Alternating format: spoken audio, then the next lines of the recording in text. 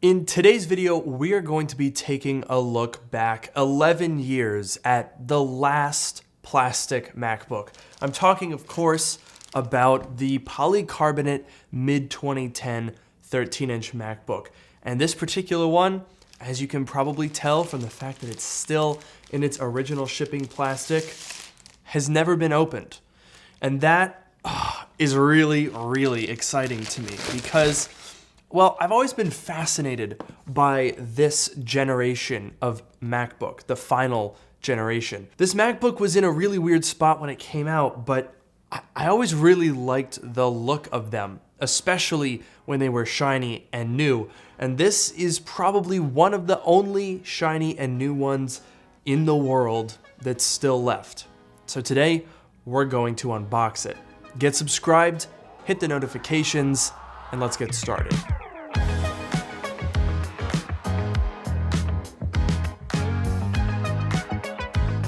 Today's video is one that I've been really excited to make for a long time, and I've got some fun stuff planned. Like, for example, at the end of the video, I'm gonna make a review of the MacBook on the MacBook. Stay tuned for that. But here's the thing. It's an 11-year-old MacBook. The battery is probably not gonna be doing so hot. And that's why today's video sponsor, iFixit, has got your back because they are running a promotion right now. Until December 20th, you can save 20% on battery fix kits, which are perfect if you too are unboxing an 11-year-old brand new MacBook. And also if you just need to replace your battery. So check that out by heading to the link in the description below. You'll also find all the parts, tools, and resources to make any repairs or upgrades that you need to your Apple devices. So huge shout out to iFixit for sponsoring, and now let's get back into the video. The round plastic MacBook, 2009 and 2010, has a special place in my heart because this was the generation that we had in school as a kid. And I remember when we upgraded to these from the older, more squared off MacBooks that had been, annihilated in the past couple of years that they had been at school. When they upgraded to these that looked sleek and modern and cool, these were the talk of the town. In computer class in 5th and 6th grade, half the room was the older plastic MacBooks and a handful of iBooks, and then the other half were these, and it was always a mad dash to try to get to the new shiny ones. Of course, by the end of the school year, these looked just as terrible as the older ones because they weren't particularly durable. The keyboards would get completely gunky and dirty, the white plastic would scuff and scratch and even crack around the hinges, and there were major issues with the bottom rubber covering on these. Instead of having feet, they just made the whole bottom out of rubber, and it got really dirty and gross, and it would start peeling off. But today, we don't have to worry about any of that because this one is brand new. I gotta say, this is one of my favorite Apple boxes, at least from a design perspective. It's small, it's fun, I love the handle. Let's go ahead and crack it open. Now, I'm a little bit nervous about this, I gotta be honest, because in the past, I've unboxed a few older sealed MacBooks, but I didn't pay a whole lot of money for those. This one, I paid way too much for. I paid 50% more than it originally cost, $1,500. So yeah, I paid way too much for this, but we just gotta do it. So I hope you gotta like and share and subscribe, make this worthwhile. Let's get into it. Oh man. Here goes all of that value. It's just evaporated. Okay, we'll turn it over here and open it up with this hinge mechanism here. Oh, it's in a bag with a little pull tab. How about that? Okay, let's pull that up here. Okay.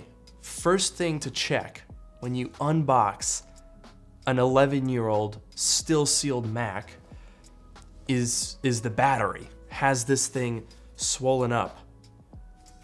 Doesn't look like it. I don't see any large bulges in this. We might still have a working battery after 11 years. That would be pretty crazy. Definitely gonna have to investigate. So let's see what else we get here in the box.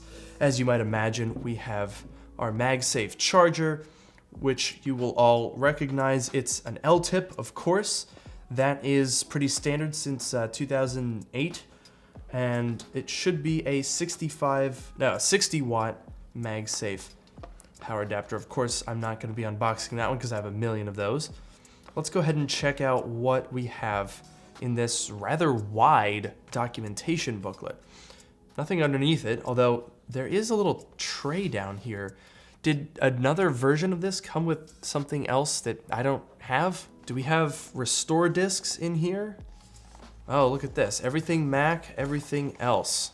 This was back when you still got a big booklet. Nowadays, of course, we just get a tiny little card.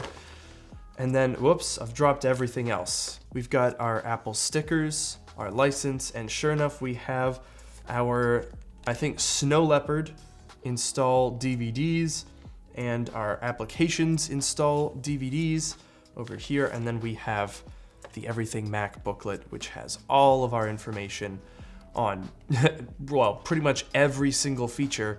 They just put that in here. Never mind that, you know, a year after you buy this thing, you're gonna upgrade it and then all of this becomes widely irrelevant, but whatever. They instruct on how to remove the bottom case, on how to replace the hard drive.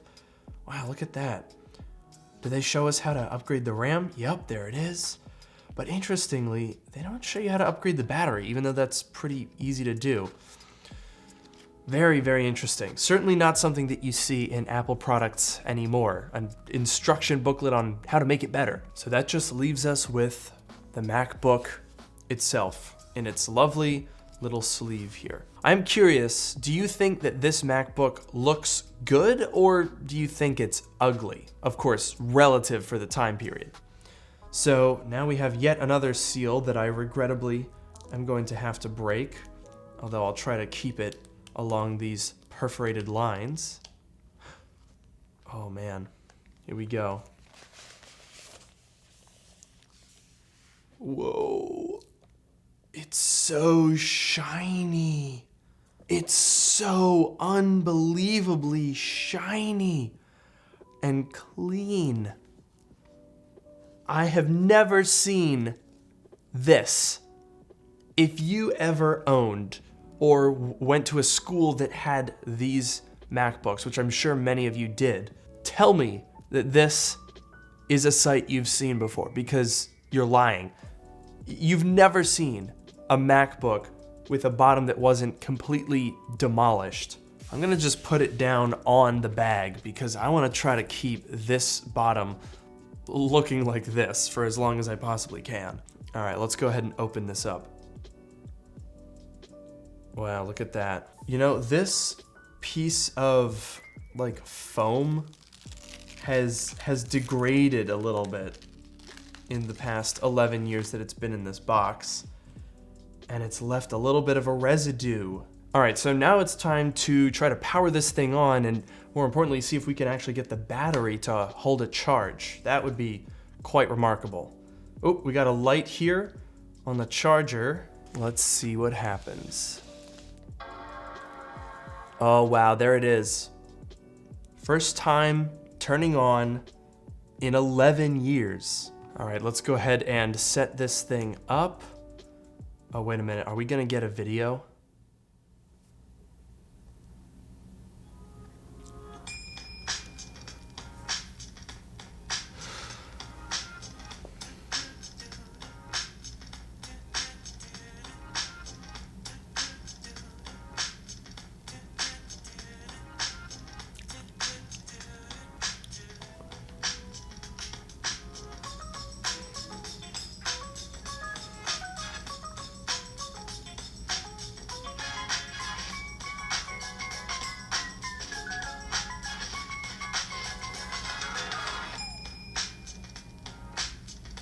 Okay, so I know that we've seen that before when I've done other unboxings, but it just gets me every time. That's the first time this hard drive has spun up. The first time that this installation of OS X has been activated. It's just such a weird and special feeling. Oh, here we go. Let's take a picture for the user account. There we go. That's excellent. Let's go ahead and zoom in a little bit. Look at that beautiful FaceTime camera. Oh, here we go. Getting to the desktop for the first time in 11 years. Honestly, that was pretty quick. We have our 2 gigabytes of DDR3 RAM. This thing can actually support up to 16, so I mean, this is a usable computer now. It's old, obviously. We're looking back on this old version of OS X, but these actually supported up to High Sierra, which is kind of crazy, a 2017 operating system. The question now is, how am I gonna clean this residue off without like scratching the plastic? Because it's so glossy and so easy to scratch. But while I figure that out, we should also try to figure out why this was the end of the road. Why was this the last plastic MacBook? Apple had been making plastic MacBooks, plastic laptops for a really long time. This MacBook actually traces its lineage all the way back to the 2nd generation iBook. So in 1999, the iBook came out and it was colorful, the clamshell that everyone knows and was really iconic, but then it got replaced with a really rather boring white plastic design. And that design largely carried over into the Intel generation when it became the MacBook. And then in 2009, it was redesigned for a final time into this. So the real reason why this was the last MacBook is because as Apple went into the 2010s, their laptop lineup was really confusing. It didn't make a whole lot of sense. When the MacBook first came out, it was white plastic. But then in 2008, the MacBook Pro got the unibody design language, and Apple made a 13-inch aluminum MacBook. So it looked exactly like a 13-inch unibody MacBook Pro, but they called it the MacBook, and they also sold it next to the plastic MacBook. And so that was really weird. So a year later in 2009, Apple decided to make the aluminum one a MacBook Pro and move it over into that lineup. And then they redesigned the MacBook and kept it as plastic. But at the same time that was happening, the MacBook Air, also a 13-inch device, was starting to come down in price. It was introduced in 2008 as a premium Ultrabook, but by 2009, it came down in price. And then in 2010, after this MacBook came out, it came down in price again. So the 2010 MacBook lineup was just really weird. You could buy a 13-inch MacBook for $999. And that got you a 2.4 gigahertz Core 2 Duo. For $200 more than that, you could get the MacBook Pro, which had the exact same internal specs except 4 gigabytes of RAM, and then added things like an SD card and a backlit keyboard. Or you could spend $100 more than that, and you would get another Core 2 Duo, again with NVIDIA GeForce 320M graphics, in a MacBook Air 13-inch, but that one had solid state storage.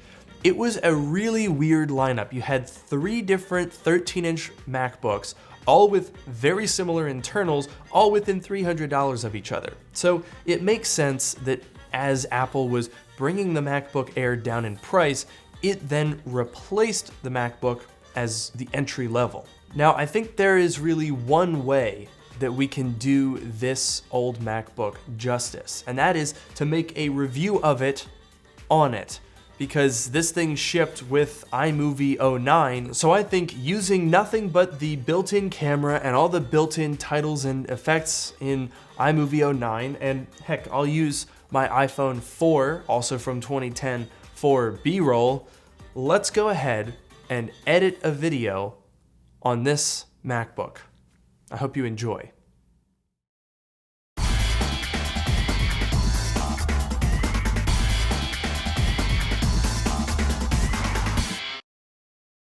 Hi guys, and welcome to my review of the new 2010 13-inch MacBook.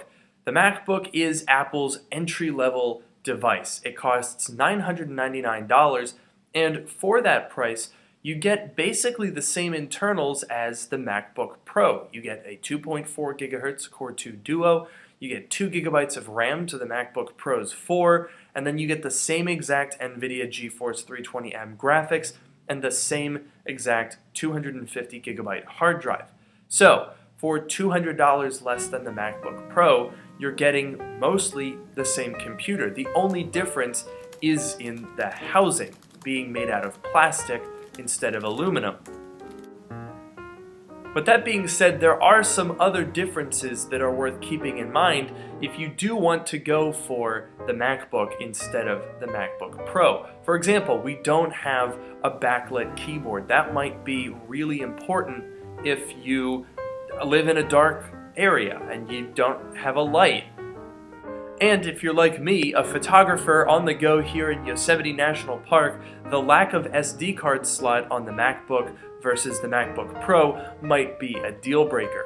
But at the end of the day, the MacBook does a good job of delivering solid performance, a great package at an affordable price that is meant for students, education markets, or just people who don't need the extra features of the MacBook Pro.